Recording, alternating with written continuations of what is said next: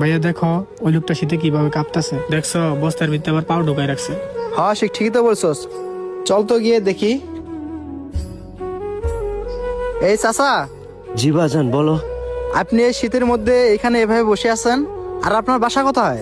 তাছাড়া আপনি এই শীতের মধ্যে এইখানে কেন এভাবে বসে আছেন? বাবা রে কি আর বলমু। চাচা বুঝতে পারছি, আপনার মনে হয় ক্ষুধা লাগছে না? চাচা এই রুটিটা আপনি খান। না রে বাজান, আমার পেটে আর ক্ষুধা নেই। ও চাচা, আপনি রুটি খাবেন না? আচ্ছা ঠিক আছে চাচা, আপনি না হয় রুটিটা নাই খাইলেন। চাচা আপনি আগে এটা বলেন তো, আপনি এই ঠান্ডার মধ্যে শীতের কাপড় ছাড়াই এখানে এভাবে বসে আছেন কেন? আরে চাচা, আপনি চুপচাপ হয়ে আছেন কেন?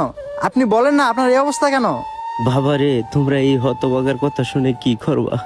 চাচা, আপনি আমাদেরকে নিজের সন্তান মনে করে কথাটা বলতে পারেন, কেন আপনি এই শীতের মধ্যে এভাবে বসে আছেন, আর কেন বা আপনার এই অবস্থা?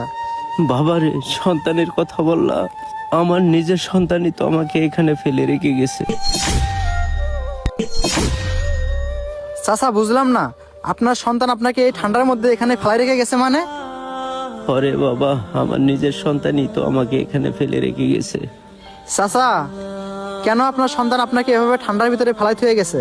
আপনি কি করছিলেন তার সাথে? বাবারে, আমার অন্যায় একটাই, আমি তাকে ছোট থেকে কুলোপিঠে করে মানুষ করেছি। এটা মনে হয় আমার জীবনের সবচেয়ে বড় ভুল ছিল। তা না হলে কি আমার সাথে এমনটা হয়? চাচা, আপনার কথা কিন্তু আমি কিছুই বুঝতে পারতাছি না, আপনি কি একটু সবকিছু খুলে বলবেন? বাবা শুনো তাহলে, বাজান রে, আমি যদি কোথাও ঘুরতে যাইতাম না, আমার যদি কোনো কিছু জিনিস পছন্দ হইতো, আমি সেটা নিজের জন্য না কিনে সেই টাকা দিয়ে সন্তানের জন্য ফল ফলন্ত কিনে নিয়ে আসতাম। সে খেত আর কতই না খুশি হতো। কিন্তু সেই ছেলেটা আজ বড় হয়ে তার পছন্দ মতো বিয়ে করে নিছে। বিয়ে করার পর থেকে সে তার বউয়ের কথায় উঠা বসা করে।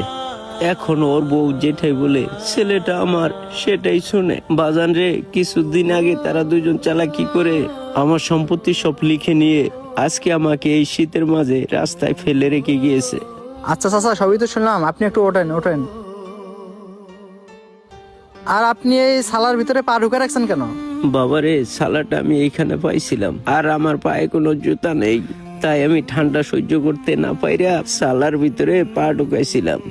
চাচা, কথাগুলো শুনে না সত্যি আমার কাছে অনেক খারাপ লাগলো।